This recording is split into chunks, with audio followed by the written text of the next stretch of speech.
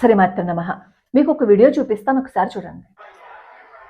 जी हाँ, मैंने ये सब चीजें बोली हैं क्योंकि उस वीडियो में मैं ही हूँ, क्योंकि मैंने प्रैक्टिस में जो भी बोला वो बिल्कुल सही नहीं था, वो बहुत ज्यादा गलत था। क्योंकि मैंने అసలు ఏంటంటే ఆ వీడియోలో వీళ్ళు లడఖ్కి వెళ్ళారనమాట। కార్గిల్ దగ్గర మినీమర్గ్ అనే ప్రదేశంలో ఉన్నారు। అక్కడ 5 గంటల సేపు రహదారులని మూసేశారు, ఎందుకు? డిఫెన్స్ వాళ్ళు వస్తున్నారు కాబట్టి। అందుకని 5 గంటల సేపు అక్కడ బ్లాక్ అయిపోయాయి కాబట్టి చిరాకు వచ్చేసిందంట, అంతే ఊగిపోయింది అనమాట।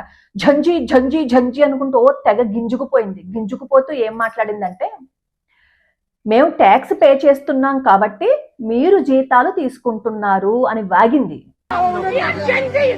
ఇలా మాట్లాడుతున్నానని మీరు దయచేసి ఏమనుకోవద్దు, ఎందుకంటే మన దేశ సైనికులకి విలువ ఇవ్వకపోతే ఆ విలువ ఇవ్వని వాళ్ళకి మనం కూడా విలువ ఇవ్వాల్సిన అవసరం లేదు। అసలు ఆ మాట అన్నందుకు దాన్ని దవడ పేలగొట్టాలి ఫస్ట్।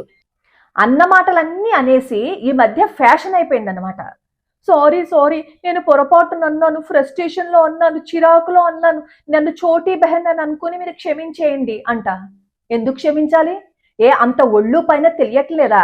ఎవరితో మాట్లాడుతున్నావో, ఏం మాట్లాడుతున్నావో ఒళ్ళు పైన తెలియట్లేదా? మన సిజేపీ ప్రొటెస్ట్ లో కూడా అంతే కదా, ఎంతమంది సైనికుల గురించి అసహ్యంగా మాట్లాడారు। చర్య తీసుకుంటాము అనేసరికి అప్పుడు గుర్తుకొచ్చింది అనమాట। అప్పుడు ముసలి కన్నీళ్లు కార్చుకుంటూ మేము పొరపాటునన్నాం వీడియో చేశారు। పొరపాటు అంటే దేశ సైనికుల గురించి మాట్లాడడం పొరపాట? 5 గంటల సేపు ఉంటే ఏంటంట బాధ, చిరాకు వచ్చేసిందా?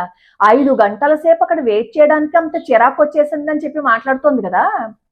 దేశం కోసం కుటుంబాన్ని వదిలేసి వాళ్ళు ప్రాణాలు ఉంటాయో లేదో తెలియక, వాతావరణం అనుకూలించకపోయినా అలా -డిగ్రీల చలిలో గడ్డ కట్టేస్తూ ఉన్నా, జోరున వర్షం కురుస్తూ ఉన్నా, వాళ్ళు ఎటువంటి పరిస్థితుల్లో అయినా దేశం కోసం ప్రాణాలని పణంగా పెట్టి వాళ్ళ కాపలా కాస్తున్నారు కదా। వాళ్ళు అక్కడ లేకపోతే ఈ దిక్కుమాలింది మేము ట్యాక్స్ పే చేస్తున్నాము అంది కదా, ట్యాక్స్ పే చేయడానికి ఇది ఉంటుందా? అసలు ఇది ఉంటుందా ట్యాక్స్ పే చేయడానికి? వాళ్ళు అక్కడ లేకపోతే, వాళ్ళు కాపలా కాయకపోతే ఇది ట్యాక్స్ పే చేయగలదా? అసలు ప్రాణాలు ఉంటాయా? వాళ్ళు అక్కడ ఉంటున్నారు కాబట్టే మనం హాయిగా ప్రశాంతంగా ఎలా ఉంటున్నాము, అదే మన దేశాన్ని కాపాడే ఆ సోల్జర్స్ మీద మనం నోరు పారేసుకుంటున్నాం। ఈ దిక్కుమాలిన వాళ్ళందరినీ క్షమించాలంట। నోరుంది కదా అని నోటుకొచ్చినట్టు అంతా వాగేసి ఆ తర్వాత ఏమో ఆ వీడియోస్ డిలీట్ చేసేయడము, లేదు అంటే సారీ చెప్పడం బాగా అలవాటైపోయింది। మన దేశ సైనికుల గురించి అంత అసహ్యంగా మాట్లాడుతుందా? దాన్ని క్షమించాలా? ఝంజీ ఝంజీ అని తగ్గించుకుపోతోంది కదా। మన దేశం కోసం, మనల్ని రక్షించటం కోసం వాళ్ళ ప్రాణాలని పణంగా పెట్టి అక్కడికి వెళ్ళిన వాళ్ళందరూ కూడా చాలా మటుకు జంజీలే। దాదాపు 19 సంవత్సరాల నుంచి 24 మధ్యలో ఉన్న వాళ్ళు చాలా మంది ఉన్నారు అక్కడ। విక్రమ్ బాత్రా, ఆయన వయస్సు 24 సంవత్సరాలు, ఆయన కూడా జంజీయే కదా।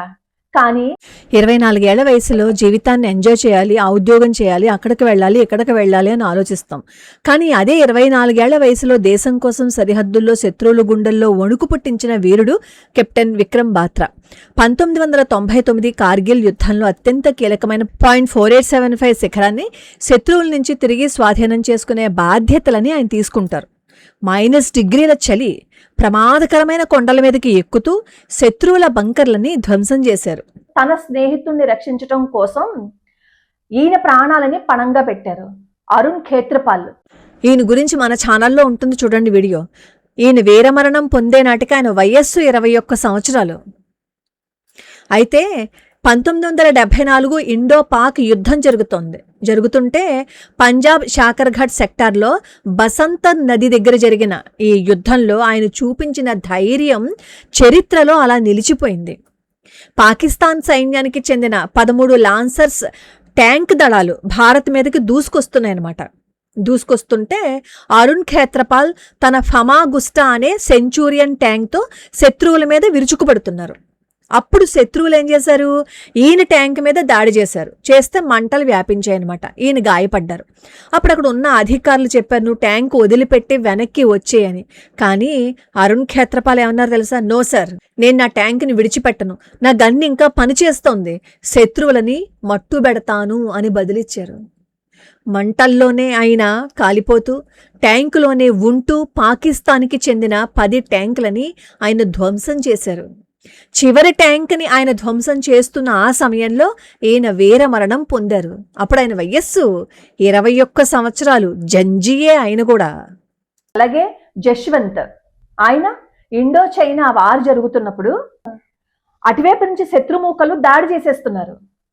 ఇటువైపు ఉన్న వాళ్ళలో చాలా మంది ప్రాణాలు కోల్పోయారు. కానీ వాళ్ళని నిలువరించాలి అంటే ఇటువైపు కూడా సైనికులు ఉన్నారు అని అవతల శత్రువులకి భ్రమ కల్పించాలి అని చెప్పి ఒక్కరే ఆ జస్వంత్ గారు నిద్ర లేకుండా 72 గంటల పాటు ప్రాణాలని పణంగా పెట్టి వేరువేరు ప్రదేశాలకు వెళ్ళి ఎక్కువ మంది సైనికులు అక్కడ ఉన్నారు అన్నట్లుగా శత్రువులకి భ్రమ కల్పించే విధంగా ఆయన దేశం కోసం ప్రాణాలు వదిలేశారు.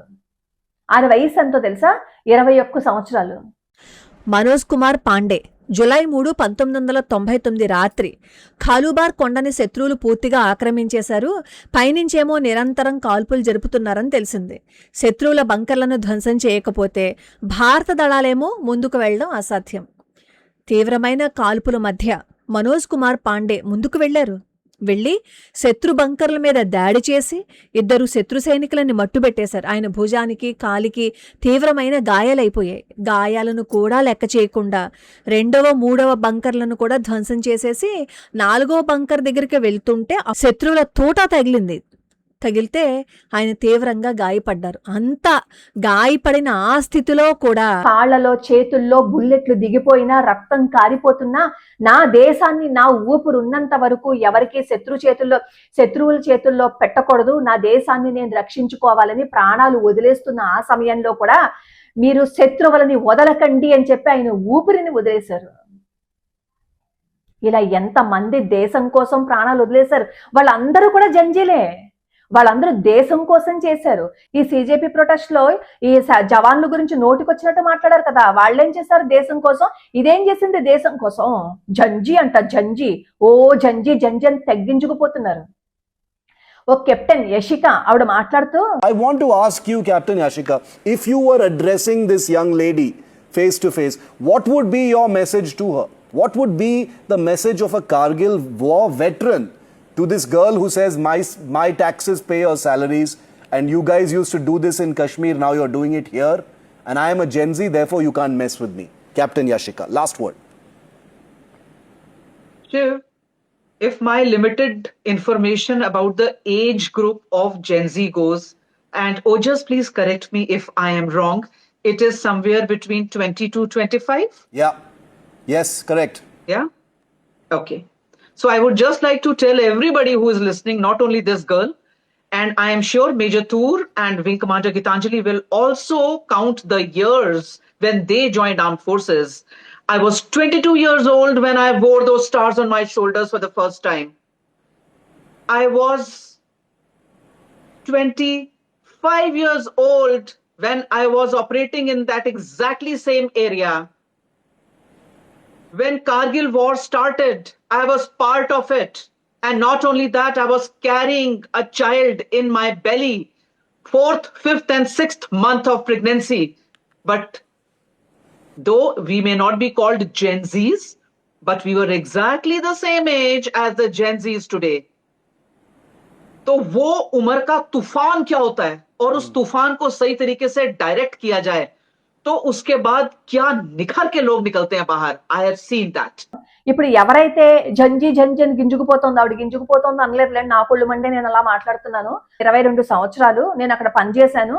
25 సంవత్సరాలు వచ్చినప్పుడు నా కడుపులో 6 నెలల బిడ్డ ఉంది. అప్పుడు కూడా నేను దేశం కోసమే పనిచేశాను.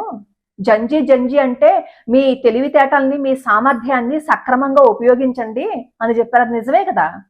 జంజీ జంజీ అని గొంతు చించుకోవడం కాదు, కంఠనాళాలు తెగిపోయేలాగా దేశానికి ఏదైనా ఉపయోగం వచ్చే పని చేయండి. నేను 1000 సార్లు నమస్కరిస్తున్నాను, నన్ను క్షమించండి అంట.